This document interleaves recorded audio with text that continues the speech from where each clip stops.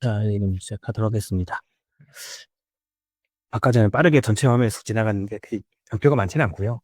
네, 그리고 오늘도 뭐 실습이나 그런 거는 당연히 없고요. 그냥 제 어떻게 보면 약간 인생 얘기, 제가 왜 여태까지 여기까지 왔나 그런 얘기를 잠깐 해보도록 하겠습니다.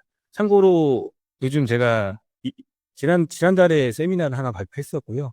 예, 오늘 이거랑 이제 좀 이따가 한 2주 뒤에 세미나 하나 더 할 건데 이거를 모두 이제 그 AI 통해 가지고 만들기 시작했습니다. 그래서 이제 이과라서 그런 감성이 잘 없어서 항상 뭔가 이 문서를 만들 때 하면 또 힘들었거든요. 그래서 처음 만들기 힘들었는데 제스파이크 통해 가지고 만드니까 굉장히 이쁘게 만들어지더라고요. 그러니까 하루에 한 번 정도는 무료로 만들 수 있어서 굉장히 심혈을 기울여서 그것도 AI한테 시켜가지고 PPT 만들 건데 슬라이드 만들어도 이게 쫙 텍스트로 만든다 그걸 넘겨가지고 이제 초안을 만들고 한 90%는 AI가 만들었다고 보시면 되고요. 저는 한 10% 정도 약간 양념 좀 추가하도록 했습니다. 여기 나오는 것처럼 뭐 그냥 CI/CD, MSA, 뭐 쿠버네티스, 뭐 데이터 플랫폼, SSO, 뭐 GPU 쪽하고 뭐 쿠베플로우 뭐 이런 식으로 해가지고 어떻게 됐는지 말씀드리도록 하겠습니다. 일단은 뭐 제 전체적인 커리어 맵 어떻게 뭐 회사에서 뭐 했는지 그런 거랑 데보스 어떻게 시작했는지랑 뭐 MSA에 관련된 경험 잠깐 하고 이제 쿠버네티스 기반의 데이터 플랫폼 하고 그거 관련된 뭐 SSO 인증 그리고 아까 전에 잠깐 말씀드리긴 했지만 AI 쪽 플랫폼 어떻게 운영했는지 그런 얘기하고요. 그다음에 뭐 베스트 플랫폼 체크리스트 내고 있는 참고해서 보시면 될 것 같습니다. 일단 네, 군대를 좀 오래 있었고요. 군대에서 뭐 말은 뭐 시파이 서버 운영이라고 했는데 그냥 거의 행정 쪽 네, 뭐 전산장교를 하긴 했는데 대부분 이제 군대 IT는 뭐 업체 쪽에 맡기는 게 많고요. 그리고 약간 돌아다니면서 뭐 그런 것들 많이 했기 때문에 그래도 이제 IT 쪽에 이런 관심이 좀 많아서 그쪽에서 관련돼 있는 그런 끈을 놓지 않으려고 이제 그쪽을 좀 다녀왔고, 뭐 전역하고 나서 이제 회사에 들어가서 첫 번째 회사에서는 이제 첫 번째, 두 번째 회사는 모두 이제 그 SI 쪽 회사라서 이제 개발하고 뭐 그런 쪽이긴 했습니다. 그래서 첫 번째 이제 개발하는 쪽 가서 첫 번째 프로젝트가 단내 쪽 분들은 많이 아실 모르실 수도 있는데, 전자정보 표준 프레임워크라고 아시는 분은 많이 아실 거예요. 왜 제가 그 말씀 여기서 드리냐면, 개중에 가끔 이런 말씀이 있어요. 우리나라는 자바 천국으로 만드는 게 전자정부고, 왜 단넷은 없어요라고 말하시는 분이 굉장히 많았어요. 네. 그래서 이제 안 만들려고 안 만든 건 아니고 어떻게 하다 보니까 그렇게 됐는데 이게 좀 명과 암이 있다고 생각을 합니다. 그래서 저도 단넷 같은 것도 있으면 되게 좋을 것 같긴 하지만 그 사업 구조상 그렇게 하기 좀 힘든 그런 것 좀 있긴 있습니다. 그래서 이제 단넷에 굉장히 좋은 그런 언어고 아마 자바랑 거의 제가 보기엔 아까 말씀드린 양대 산맥처럼 이렇게 가는 거라고 좀 생각을 하는데 어떻게 보면 이제 우리나라의 그 웹 관련된 기술은 PHP나 그런 거 잠깐 하다가 전부 다 그 자바 쪽으로 넘어가는 게 표준 프레임워크가 큰 기여를 했다고, 좋든 나쁘든 그런 걸 좀 생각을 하고 있어서 그래서 대부분 이제 자바 개발자분들이 되게 많이 양성이 됐고 단넷 개발자나 그런 분들은 약간 어떻게 보면 공공시장에 약간 비추도가 됐죠. 예. 그래서 그런 거에 대해서 저도 뭐 알게 모르게 약간 일조를 하게 돼서 지금 약간 감회가 좀 남다르고요. 여기 단넷 쪽에서 얘기하다 보니까. 그런 거 하면서 제가 왜 이 말씀 드리냐면 그쪽에 이제 CI/CD나 그런 것도 있었어요. 그래서 왜냐면 그게 프레임워크고 거기다 개발 환경이고 그다음에 거기에다 CI/CD나 그런 것도 있어서 저도 처음에 그걸 하면서 저도 이제 기술 쪽에 좀 관심들이 많아서 그런 것 좀 어떻게 CI/CD나 그런 것 좀 보고 뭐 거기 뭐 젠킨스나 뭐 그런 것도 있었고 뭐 빅 관련된 것도 좀 있었고 그래서 그에 대한 좀 관심이 좀 많았습니다. 그래서 이제 그런 거에서 배우고 나서 이제 그 프로젝트 들어가서 그런 것 좀 적용해 봐야겠다. 딱 가서 이제 그 표준 프레임워크 프로젝트가 끝나고 이제 다른 프로젝트에 들어갔는데 생각보다 저의 생각하는 좀 약간 다르더라고요. IT 회사, S 회사는 대부분 이제 기술 관련된 회사라고 생각했는데 그렇진 않더라고요. 이게 어떤 얘기냐면 이제 SI 회사다 보니까 프로젝트 수주 받아서 이제 외부 개발자분들 오시고 그다음에 내부 개발자분들은 많이 없고 그리고 다른 분들은 일단 기술에 큰 관심이 없으시고요. 이제 업무 오면 그 업무 처리하고 그런 것들을 위주로 많이 좀 지나가다 보니까 이런 걸 만드는 분들은 거의 없었습니다. 그래서 이게 약간 도메인이 좀 약간 기술 쪽 도메인이긴 한데 이제 CI/CD나 뭐 빌드나 배포나 뭐 클라우드도 마찬가지고 그런 거에 대한 크게 관심도가 생각보다 많지는 않더라. 그래서 그런 분들이 좀 많으셨던 것 같아요. '난 이 업무, 이 도메인 하나 잘 잡아서 이걸로 계속 해야지.' 그게 나쁘다는 건 아닌데 저는 그런 도메인을 좀 기술 쪽으로 잡다 보니까 그렇게 됐고요. 이제 그러다 보니 이제 외부 프로젝트보다 내부 프로젝트를 좀 많이 하게 됐어요. 내부 프로젝트를 점점 하면서 제가 이제 약간 기술 쪽에 이제 약간 메인을 잡게 되고, 그때 항상 저는 그렇게 생각했거든요. 내가 메인 기술 그런 리더나 그런 리딩을 하면 내가 꼭 CI/CD나 그건 꼭 내 손으로 만들겠다. 왜냐면 대부분 그걸 잘 안 하거든요. 그래서 이제 첫 번째 회사 거의 끝날 때쯤에는 CI/CD부터 그 클라우드 쪽 관련된 프로젝트 배포를 그쪽으로 하는 프로젝트라서 CI/CD부터 시작해서 클라우드 세팅하고 뭐 그런 거를 거의 다 제가 혼자 했는데, 그런 거 해보니까 딱 그런 느낌입니다. 아, 이거는 큰 규모가 아니면 한 명만 있으면 됩니다. 많이 필요 없어요. 딱 한 명만 있으면 되고, 그래서 제가 처음 했던 거는, 이제 뒤에서 또, 요게 그 프로젝트이긴 한데요. 여기 보시면 이제 중간에 CI/CD 들어오고, 이제 소나큐브랑 넷서스랑 뭐 쿠버네티드 배포가 그렇게 나오는데, 제가 생각했던 개념은 이거였습니다. 프로젝트를 대부분 몇 번 좀 오래 하다 보니까, 처음에 시작하면, 이제 서비스 기업은 좀 달라요. 서비스 기업은 되게 그 각각 것들이 되게 중요하기 때문에, 그런 거에 대한 뭐 코드 리뷰라든가 그런 걸 좀 많이 하는데, 저는 뭐 회사 생활 10년은 더 했지만 코드 리뷰를 해본 적이 이제 기억이 안 납니다. 네. 그것처럼 이제 본인이 만들면 본인이 끝인 거죠. 본인이 모든 코드를 다 책임지고 누가 봐주지 않고 약간 그런 식으로 나오는 게 약간 대부분 SI 기업이라고 저는 생각을 하고 있고요. 그러다 보니 이걸 왜 말씀드리냐면, 코드 리뷰가 들어간다는 건 배포에 대해서 굉장히 신경을 쓸 수밖에 없는 거거든요. 예를 들어 내가 서비스를 하는데 이 코드가 잘못되면, 그리고 바로 배포되면 바로 고객한테 서비스에 영향을 미칠 수 있잖아요. 하지만 대부분 SI나 공공 쪽은 대국민 서비스라도 오픈이라는 게 있잖아요. 그전에는 테스트를 할 거고. 그래서 내가 배포하는 코드에 대해서 그렇게 뭔가 이렇게 중요도라든가 그걸 크게 따지진 않는다. 그 얘기는 뭐냐면, 배포는 딱 그겁니다. 배포 담당자가 원래 지정하거든요. 얘기해도 배포해 주세요. 그럼 내가 클릭 한번 해줍니다. 코드 리뷰를 하지 않아요. 그냥 보지 않아요. 그냥 눌러만 줍니다. 그러다 보니까 초기에 개발 생산력이 떨어지는 거야. 내가 개발을 열심히 했어. 이 서버에 반영하고 싶어. 근데 배포 담당자가 휴가네? 그럼 배포 못 하는 거야. 그래서 제가 뭐 했냐면, 프로젝트 3분의 2 정도까지는 자동 배포해놨어. 코드 올려가면 무조건 배포. 그런 식으로 만들었거든요. 그래서 어느 정도 1차, 2차 통합 테스트가 지나가면 그 중간에 그냥 거는 거죠. 네, 그런 식으로 해가지고 굉장히 개발자는 편하죠. 잘못돼도 못돼도 일단 내가 모든 서버에 그 코드만 소스만 배포되면 무조건 개발 서버로 넘어갑니다. 그래서 생산성이 좀 올라가거든요. 그래서 내가 개발 서버에 빨리빨리 반영할 수 있고, 소나큐브나 그런 걸 걸어놓은 거는, 이제 소나큐브 뭐 대부분 모르실 수 있는데, 이게 코드 품질이나 그런 걸 확인하는 게 오픈 소스거든요. 그래서 이런 거 그냥 공공 쪽에서 많이 따지는 게, 이런 걸 이제 그 소스 관련된 뭐 보안 취약점이나 그런 코드 취약점을 보거든요.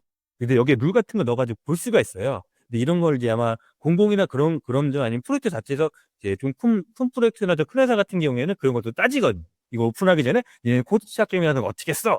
근데 이걸로 이제 대처해가지고 저희는 이걸 돌리기 있어서, 이게 뭐 크리티컬한 거나 뭐 그런 거, 뭐 정말 심각한 취약점 그런 것만 없애는 걸로, 그런 식으로 이력 같은 걸 남길 수 있어서 이걸 넣었고요. 그래서 아마 이제 나중에 프로젝트나 뭐 그런 거 많이 하시겠지만, 개발하실 때 그런 코드 취약점이나 그런 것도 이런 걸 대처해가지고 계속 누적해서 고칠 수 있어요. 그래서 그런 것들 공공 쪽에 적용된 룰도 있고, 그런 거 가져다 여기다 넣어가지고 내 코드를 돌려보면 취약점들이 요즘 이런 것들이 굉장히 잘 돼 있어서, 이 아이디 툴도 그런 것들 있잖아요. 아이디 툴 보면 취약점 있고 이 소스는 오래됐고, 근데 그걸 여기 서버에 돌려주는 겁니다. 예, 그 돌려가지고 계속적으로 소스를 좀 좋게 만들 수 있다라고 할 수 있는 게 있기 때문에, 그 소나큐브를 이제 반영했고요. 그다음에 넥서스나 뭐 넥서스 레지스트리 같은 경우에는 이제 소스를 만들면 항상 빌드에서 올리잖아요. 올리다 보니까 항상 어디서 올리냐, 이렇게, 그리고 또 클라우드나 그쪽은 그 컨테이너나 그걸 어딘가 올려도 받아서 써야 되는 그런 구조기 때문에, 그거를 이제 대부분의 깃허브나 그런 거 아니면 깃허브나 도커브나 그런 큰데 퍼블릭한 데를 쓸 수 있지만, 이제 속도의 차이도 있고, 그리고 그 보안 취약점이나 그런 것도 있기 때문에, 뭐 넥서스를 쓰셔도 되고 어떤 거 쓰셔도 상관없습니다. 이런 것도 되게 많거든요. 하버도 있고 되게 여러 가지 서비스가 많은데, 그중에 저는 약간 좀 이게 한 10년 정도 전쯤에, 10년? 한 7, 8년 전쯤에 한 프로젝트이긴 한데, 넥서스를 쓴 이유가, 넥서스가 요즘엔 다 됩니다. 다 되는 게 컨테이너도 넣을 수 있고요. 그다음에 뭐 앱, 뭐 자바 관련된 라이브러리 넣을 수 있는 게 굉장히 많습니다. 일단 다 받아주거든요.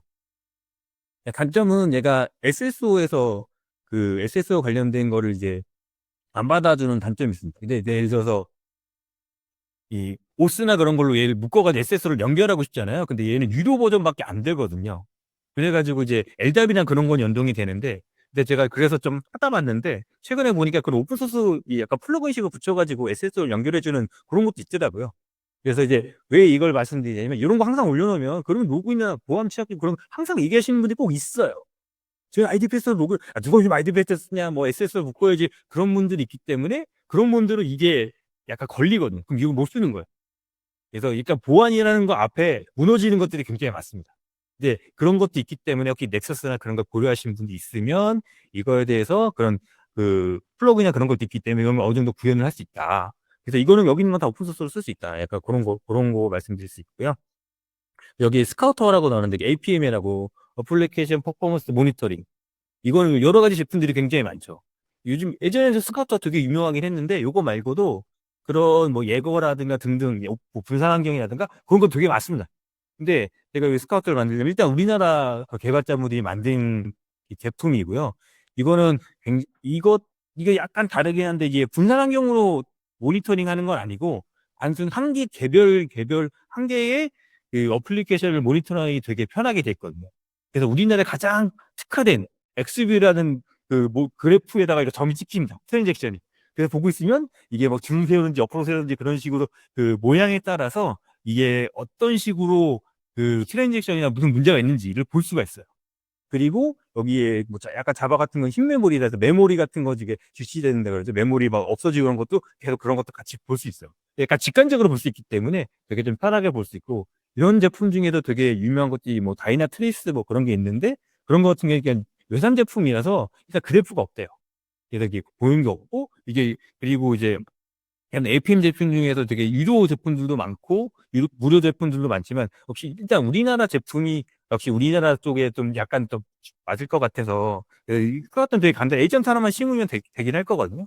근데 자바만 됐던 것 같긴 한데 요즘에 단내까지 적용되는지 모르겠지만, 이런 APM 제품을 관심 있으시면 이런 것도 항상 쓰셔가지고 항상 개발하다 보면 어딘가에 내가 문제가 생기는지 알고 싶잖아요. 그래서 실제로 제가 이걸 알고 있어서 이제 나중에 운영 쪽 프로젝트에 들어갔는데, 그쪽에는 이렇게 자바 관련돼 있는 그 프로젝트 그 운영하는 그런 서비스였는데, 요거 설치해 가지고 깔아 놨더니 어떤 게 있었냐면 그게 10년 정도 된 서비스였습니다. 그러다 보니까 소스 개발자도 많이 바뀌고 운영자도 많이 바뀌고 사용자도 계속 바뀌는데, 사용자가 중간중간에 보면 에러를 또 체크할 수 있거든요. 근데 사용자가 하다가 안 되면 그냥 닫고 다른 거 하는 거예요. 그래서 어떤 거냐면 이런 거였습니다. 기간 같은 거 정할 때 프롬프트 정하잖아요. 그 프롬만 정하고 툴 안 정할 때, 툴 안 정할 때 뭐 누르면 에러가 난다는 거야. 그건 약간 단순 앞에 화면단에 밸리데이션 체크가 오류였는데, 그런 걸 이제 안 고치고 있었던 거죠. 모르니까. 사용자가 얘기 안 하면 운영자는 잘 모르잖아요. 근데 여기 정도 찾아보니까 그걸로 에러가 나는 걸 체크해 가지고, 그래서 에러를 좀 많이 고쳤었어요. 사용자들이 그냥 이거 원래 그런가 보다 하고 무시했던 그런 에러들을 고친 게 있어 가지고, 이런 거를 이제 아까 말씀드린 모니터링에 그런 툴을 설치해서 돌리다 보면 그런 사용자들이 무심코 넘어갔던 에러들을 굉장히 암암리에, 약간 저는 잠수함 패치라고 부르긴 하는데, 뭐 암암리에 고칠 수가 있습니다. 그러면 굉장히 좀 알게 모르게 완전도가 올라가거든요. 옛날에 안 됐던데 요즘 되더라. 그러니까 그렇게 할 수 있어서 이런 것들이 운영이나 뭐 개발하실 때 한번 붙여보시는 것도 좋을 것 같습니다. 그러니까 여기 보시는 프로메테스나 그래파도 약간 그런 같은 결이라고 보시면 될 것 같고요. 그리고 여기 무증란 배포 이런 것도 있는데, 뭐 여러분 다 진짜 쿠버네티스가 그냥 약간 기본적으로 무증란 배포기 때문에 그런 것도 약간 적어놓은 거 있고요.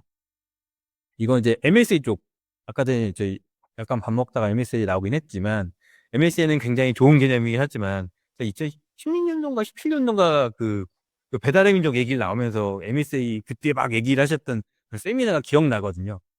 MSA는 정말 필연적으로 해야 된다고 저는 생각합니다. 대부분 MSA가 필연적이진 않죠. 그래서 내가 회사에 업무 시스템을 만드는데 그걸 굳이 MSA로 만들어 가지고 할 필요는 없다고 저는 생각해서, 그래서 이제 이 프로젝트 자체도 여기 보시는 것처럼 기능 단위로 분류했습니다. 업무 배치 관리 뭐 그런 기능 단위 분리고, 그다음에 프론트 하나, 백엔드 하나, 그렇게 딱 두 개로 분리했어요. 물론 그 분리한 것 중에 하나가, 여기는 뭐 좋은 얘기를 적어놨지만 프론트의 기술력, 예를 들어서 뷰를 쓰다가 뭐 리렉스로 바꾼다든가 뭐 다른 뭐 JSP로 바꾼다든가 그렇게 바꿀 수 있다라고 적어는 놨지만 대부분 운영 시스템이 바꾸진 않죠. 하지만 이런 식으로 약간 유연하게 바꿔놨다라는 게 하나 있고요. 그러니까 이런 식으로 바꿔놔야, 그리고 아까 전에 뭐 MSA 기본적으로 DB를 쪼개는 것부터 시작을 한다고 말씀드렸는데, 저도 그거는 맞으나 제 개발 역사 중에서 DB를 쪼갠 적이, 물리적으로 쪼갠 적은 한 번도 없습니다. 그래서 거의 맨 마지막 쪽에 논리적으로 쪼갠 적이 있거든요. 논리적으로 쪼개 가지고 계정별로 나눠 가지고 서로 막 처음에는 되게 좋게 시작해요. 서로 나눠서 "서로 절대 못 본다." 그러다 프로젝트가 막판으로 가잖아요. 그럼 막 서로 막 쪼개나고 있습니다. 그거를 긁고 와서 어플리케이션에서 그 데이터 조합하고 하기에는 이제 끝에 갈수록 시간이 없잖아요. 그렇기 때문에 그렇게 좀 많이 힘든 게 있어서 저는 약간 그 MSA에 대해서는 그렇게 긍정적이지 않고 업무 시스템에 대해서는 필요하면 꼭 나눠 낸다고 생각하는데 그렇게 우리나라의 업무 시스템 기준으로 봤을 때 MSA가 꼭 필요하냐는 잘 모르겠어요.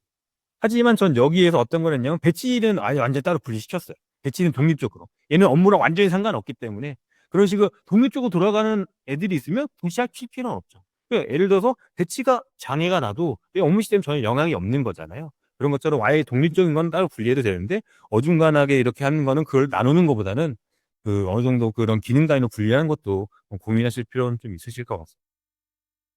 여기 클라우드 DB라고 좀 적어 놓긴 했는데 원래 DB가 가장 중요하거든요. 그래서 되게 클라우드 쪽 쓰시면 다 그런 얘기 뭐 다스 얘기도 나오고 데이터 애저 서비스 되게 좋은 얘기긴 한데 간단하게 뭐 헬름 차트 컨테이너 DB 올려 가지고 데이터 쓰고 막 그런 거 되게 좋거든요. 요즘에는 헬름 차트가 이중화도 되고 앞에다가 HA도 다 해 줘요. 그랬는데 제가 예전에 그 포스트그레를 HA를 올려 놨다가 서로 동기화가 잘 안 돼 가지고 그거 해결이 안 되더라고요. 그래서 그때 단중화로 바뀌긴 했는데 그래서 이제 만약에 클라우드 쓰신다면 그리고 비용에 좀 여유가 있으시다면 그냥 클라우드 쪽 DB를 쓰시는 게 백업도 잘 되고 일단 망가지면 걔네가 책임져 줄 거거든요. 근데 생각보다 좀 비싸긴 하죠. 클라우드 서비스가 원래 다 비쌉니다. 비싼 만큼은 가치는 있어서. 그래서 그게 아니시라면 꼭 DB는 무조건 백업 정책을 걸어 놓으셔야 된다. 그래서 어떻게든 백업을 걸어서 이게 망가지면 그러면 복원을 할 수 있게끔. 근데 저는 이제 약간 운영 쪽 그 많이 그런 서비스나 운영 그건 좀 안 해보고 그러니까 개발 쪽을 좀 많이 하다 보니까 그런 백업이나 그런 쪽들이 좀 강간적이 많아서 데이터가 몇 번 날아간 적이 있어 가지고 좀 약간 뼈 아프긴 하더라고요. 그래서 그런 거는 이제 가급적 여유가 있으면 클라우드 쪽에 있는 서비스 쓰시고 아니시면 오픈소스 쓰시더라도 꼭 백업을 걸어 놓으셔야 된다라고 말씀드리고 싶습니다. 예, 데이터 플랫폼인데 데이터 플랫폼은 약간 특화된 영역이긴 하거든요. 예, 데이터 플랫폼 이거다 저거다 말씀드리는 건 아니고 제가 말씀드리고 싶은 건 이렇게 뒤에 더 나오긴 하지만 이거를 하나의 에셋으로 묶어 놨다. 그래서 한쪽만 로그인하면 모든 오픈 소스들이 다 로그인이 된다. 근데 로그인 로그아웃 되는 거는 일단 인증 쪽이고 그다음 권한도 같이 넣어야 되잖아요. 그래서 권한도 같이 걸었습니다. 그래서 LDAP이랑 키클라이 연동해서 LDAP의 사용자 아니면 관리자 바꾸면 나머지는 거기 있는 연결된 그런 권한들이 한 번에 다 바뀐. 근데 그거의 전제가 뭐냐면 기본적으로 권한까지 받으려면 그 연결되는 개발된 건 당연히 만드시면 되는데 오픈 소스 기준으로 말씀드리면 연결되는 오픈 소스가 권한까지 받아줘야 됩니다. 그래서 이제 오스2 같은 거는 난 그런 것들을 이제 권한까지 받아주는 것들이 있기 때문에 그러면 변경할 수 있고요. 아니 난 로그인만 시킬 거야. 그러면 권한 자체를 못 바꾸는 거죠. 원래 오픈 소스를 안 받아주니까. 그래서 예전에 Git라는 그 Git 관련된 오픈 소스가 있었는데 하면 권한을 안 받았어요. 그러다 점점 개발하면서 권한을 받아주더라고요. 그럼 그러면 쓸 수 있는 거죠. 근데 요즘 대부분의 오픈 소스나 그런 것들은 권한까지 다 받기 때문에 요것만 잘 조합하시면 내가 별도로 개발하지 않아도 이런 뭐 그런 그 쿼리하는 그런 오픈 소스라든가 저장하는 여기 보시면 오브젝트 스토리지 쓰는 저장하는 오픈 소스라든가 그런 여러 가지 오픈 소스를 권한까지 다 묶을 수 있습니다. 편하게.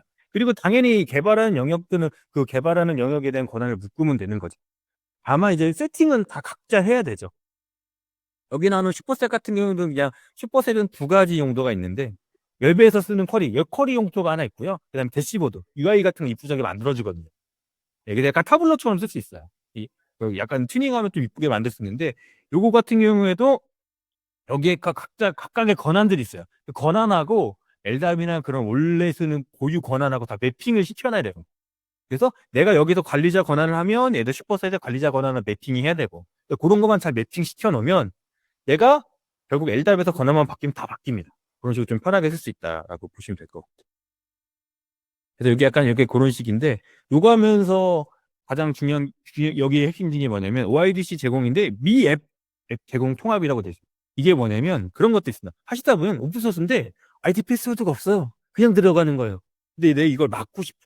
그거 인증만 하는 거죠. 권한까지는 아예 없으니까 못 주는데 그걸 어떻게 하냐면 오스2 프록시라는 오픈 소스가 있어서 그걸 연동하면 어떻게 할 수 있냐면 내가 이 URL로 들어갔을 때 프록시로 먼저 보내요. 너 권한 있니 없니? 체크하고 없으면 권한 인증하고 와라라고 보낼 수 있습니다. 그렇게 되면 얘가 권한까지는 줄 수 없지만 인증하지 않은 사용자들을 챙길 수 있죠. 그걸 SSO로 다 한꺼번에 묶을 수가 있습니다. 그런 식으로 묶어 놨더니 좀 편하게 쓴 그런 경험이 있거든요. 그래서 기본적으로 SSO 받을 수 있는 건 SSO 다 묶고, 네, 없는 것들, 이게 아예 없는 것들은 오스트 프록시를 넣어 가지고 그 권한 있는 사람만 넣고, 근데 심지어 오스트 프록시도 잘 나누면 그것도 약간 권한별로, 예를 들어 관리자 권한이 볼 수 있는 앱, 관리자 권한이 아닌 사람이 볼 수 있는 앱이 두 개면 그런 식으로 두 개에 대해서도 권한 체크를 따로따로 할 수 있습니다. 하지만 실시간으로 바꾸거나 그건 좀 힘들죠. 요렇게 되면 아까 말씀드린 LDAP의 권한만 바뀌면 전체 다 한 번에 바뀔 수 있어요. 바로 적용되거든요. 네, 그런 식으로 좀 편하게 쓸 수 있다. 이거 쓴 이유도 오픈소스 중에 하나가 로그인 인증 없는 오픈소스가 있었어요. 그래서 묶으려고 이렇게 해 놓은 거거든요. 이렇게 한 게 있고, GPU 같은 경우에는, 예, 제가 그 GPU 서버, 물립 서버 10대 정도를 인수인계 받아서 관리했었거든요. 근데 GPU 서버가 이게 A100짜리였어요. V100이 있었고 A100이 있었어요. 약간 엔터프라이즈 쪽으로, 뭐 5080 그런 게 아니라 엔터프라이즈 쪽으로 쓰는 GPU인데, A100 그때 그 당시 한 3, 4년 전에 A100이 그렇게 좀 한 4, 5년 정도 약간 오래된 모델이긴 한데 그렇게 장애가 잘 났어. 장애가 잘 난 이유가 엔비디아가 서버 만드는 회사는 아니잖아요. 근데 서버 제품을 내놨어요. 그래서 이제 그 엔지니어가 와서 막 이제 와 얘기를 해주는데 많이 쓰는 고장에서 잘 난대요. 그리고 특징이 뭐냐면 펌웨어를 계속 했어야 되는데 펌웨어 안 하고 계속 놔둔 거예요. 그래서 AI에 대한 펌웨어도 계속 올리면서, 여기 보시면 스토리지도 넣어놨는데 스토리지 자체도 펌웨어를 해야 되거든요. 근데 그 스토리지 엔지니어가 와서 그런 얘기 하시더라고요. 장애가 안 나면 그냥 놔두시는 분들이 있고요. 관심 있는 있으면 열심히 펌웨어를 한다.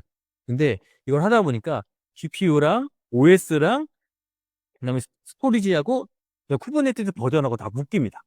그래서 쿠버네티스 버전 기준으로 해가지고 펌웨어를 같이 다 올려야 돼요.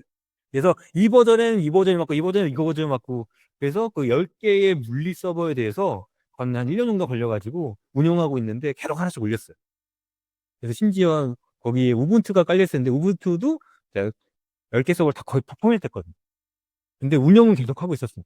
이게 약간 쿠버네티스라는 건 클러스터이기 때문에 가능한 그런 구조라고 봅니다. 그래서 하나씩 포맷하고 연결하고 포맷하고 연결하고 막 돌아가면서 하나씩 했거든요. 그래서 결국은 그 서버를 아예 내리지 않고, 그때 처음에 얘기했던 게 이거 1주나 2주 정도 내리면 다 포맷하고 싹 날리고 한 번에 편하게 할 수 있어요 라고 이제 사용자에 쓰고 있으니까. 그래서 하나하나 작업하면서 하긴 했는데, 그래서 대부분 이제 주말이라든가 아니면 야간에 좀 작업을 많이 하긴 했지만, 그래서 결론적으로는 전체 다 이거를 안정화 시켜가지고, 그러면서 이제 여기 있는 소스도 전부 다 재구성도 한두 번 정도 했었거든요. 그러다 보니까 이제 서비스가 안정화되니까, 예전에는 이거를 이제 도입하고 나서 한 3, 4년 지나면 원래 인프라 쪽을 인수인계 해줘야 되는데, 인프라는 못 받겠다고. 저거 어떻게 될지도 모르고 되게 오래된 건데, 그렇게 얘기를 하다가 어느 정도 다 포맷해서 안정화 시켜놓고 제가 인프라 쪽에 하드웨어 쪽을 넘겨줬거든요. 넘겨줄 때 이거를 다 재구성하니까 일단 운영자가 막 바뀌다 보니까 누구도 아는 사람이 없었는데, 그걸 전체적으로 한 번에 만지니까 전부 다 어떻게 구성되는지 알 수도 있고. 그래서 그런 경험도 있는데, 제가 드리고 싶은 말씀은 이제 물리 서버를 관리하시는 분이 혹시 있다면, 물리 서버는 기본적으로 다 계약을 하잖아요. 계약을 할 때 대부분 이제 당연할 때만 계약하는 걸로 좀 그렇게 하시겠는데, 여유가 있다면 제가 그때 계약할 때 그것도 다 걸어놨거든요. 스토리지랑 이 GPU랑 그런 것도 이제 그 기술 지원은 그런 것도 다 같이 걸었어. 굉장히 좀 비싸긴 합니다. 특히 IBM 쪽이 굉장히 비싸더라고요. 거기 금액이 어마무시하게 몇 천만씩 나옵니다. 이게 이 서버가 원래 3억인가 그랬거든요. 근데 5천인가 6천 됐어요, 1년에. 기술 지원만. 근데 기술 지원이 있어야 그 서버를 업그레이드 할 수 있거든요. 펌웨어를 할 수 있거든요. 그래서 안정화된 버전까지 계속 찌끔찌끔 올렸습니다. 이 얘기 다시 드리고 싶은 말씀이 뭐냐면, 물리 서버를 가지고 계시면, 물리 서버는 이제 워런티 기간 있잖아요. 워런티 기간 원래 주니까 워런티가 지나더라도 혹시 여유가 되신다면 기술 지원까지 계약을 하시고 거기에다 펌웨어를 하세요. 생각보다 되게 안정하게 되게 바뀌긴 합니다. 그래서 펌웨어가 생각보다 장애가 나기 전까지 잘 몰라요. 근데 GPU라서 약간 특화된 건 있긴 합니다.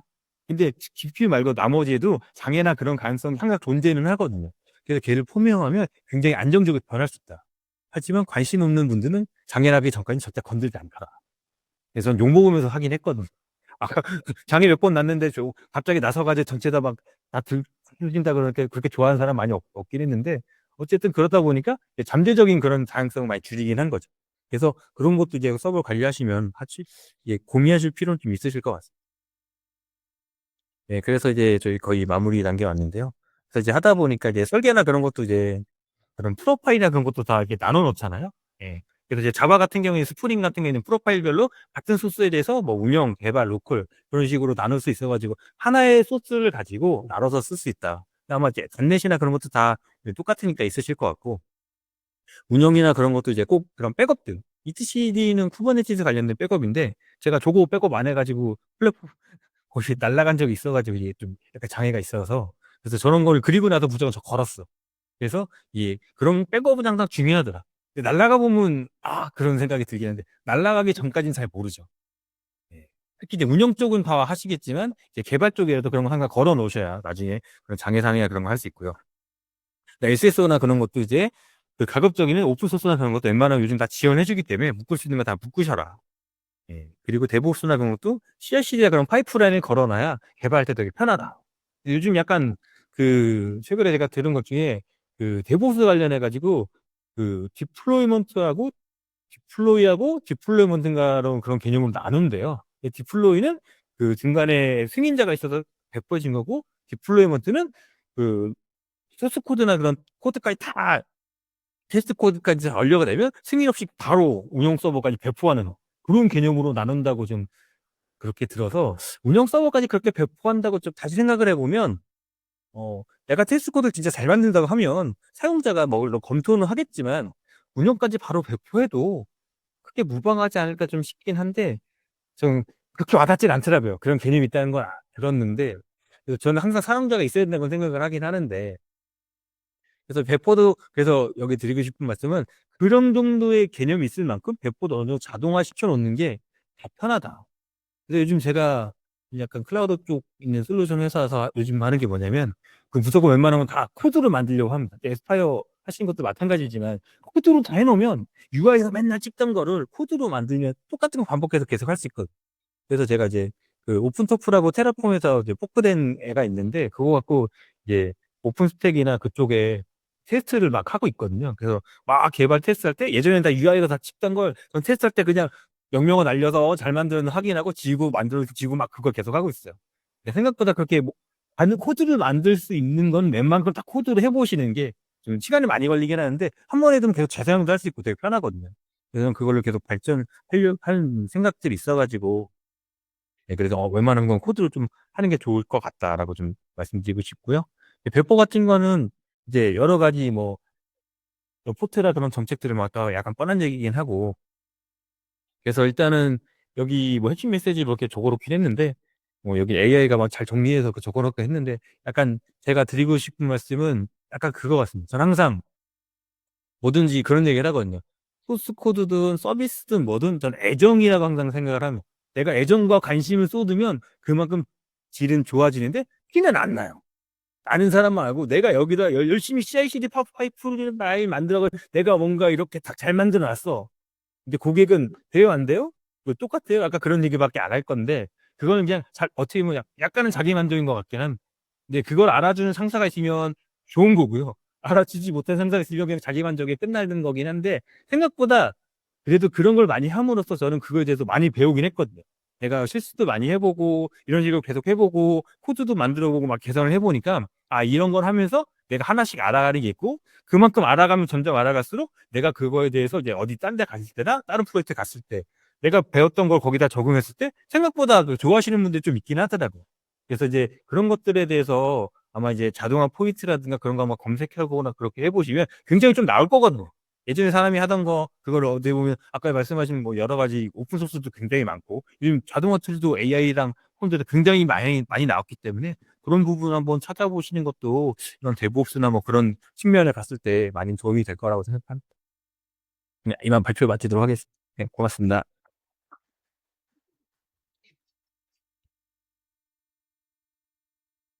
혹시 질문 있으실까요? 혹시 데브옵스는 몇 명 이상 돼야 적용하는 게 좋다고 생각하시나요? 혼자라도 하는 거죠. 예.